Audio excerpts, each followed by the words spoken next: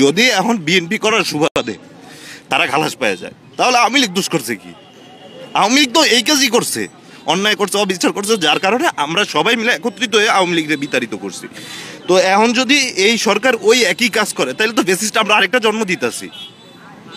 দলীয় অধীনে মামলা যাইবে, ওটা স্বাভাবিক। দলীয় অধীনে যেগুলো অন্যায় মামলা হয়েছে যা, কিন্তু এখানে 6টা মানুষের চোখ উঠে ফেলছে, মানে 6টা ফ্যামিলির নষ্ট করে দিছে। আমার বাবা আমাদের এই পর্যন্ত দেখতে পারে নাই, না দেখে মারা গেছে, ওই যোগে আমার কোনো সবাই দেখতে পারে নাই। তাইলে কি আমরা ন্যায়বিচারটা আশা করতে পারি না? তাইলে সেইখানে যদি এইরকম একটা রায় হয়, তাহলে আমরা কার কাছে আশা করব? সরকারের কাছে কি আশা করব? কার জন্য আওয়ামী লীগ এই পতন করিল? তাহলে তো আরেকটা ফেসিস্ট আমরা জন্মই দিতে আসি, 2 দিন পর তো এর বিষয় লাগতেইব।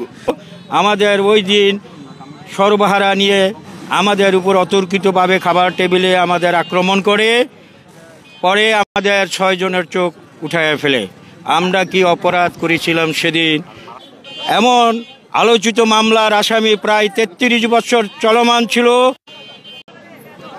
এই মাসের 5 তারিখে মামলা আমাদের সাক্ষী ছাড়াই কি বাজে খারিজ দিল।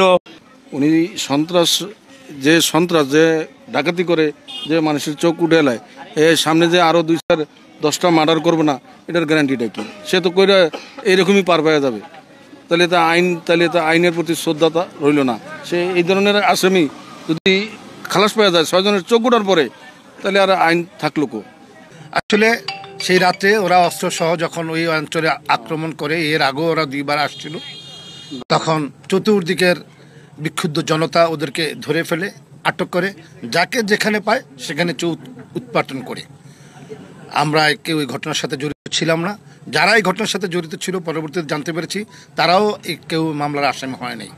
তো ওরা ছিল একটা সংঘবদ্ধ সর্বহারা গ্রুপ, একটা অস্ত্রধারী গ্রুপ, এবং দীর্ঘ 32 বছর পর আমরা এই মামলা থেকে অব্যাহতি পেয়েছি, কারণ আমরা কেউ এই মামলায় জড়িত ছিলাম না।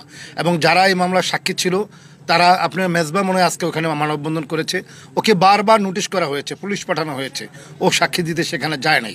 তোফাজ্জলরা সাক্ষী যারা দিয়েছে, যারা ভিকটিম, তারা অনেকেই বলেছে তারা কেউ আমাদেরকে চিনে না, জানে না। অতএব মহামান্য আদালত আমাদেরকে মুক্তি দিয়েছে। আমরা আদালতের সিদ্ধান্তের মাধ্যমে, পর্যালোচনার মাধ্যমে, সাক্ষী প্রমাণ, আর্গুমেন্টের মাধ্যমে মামলা থেকে অব্যাহতি পেয়েছি।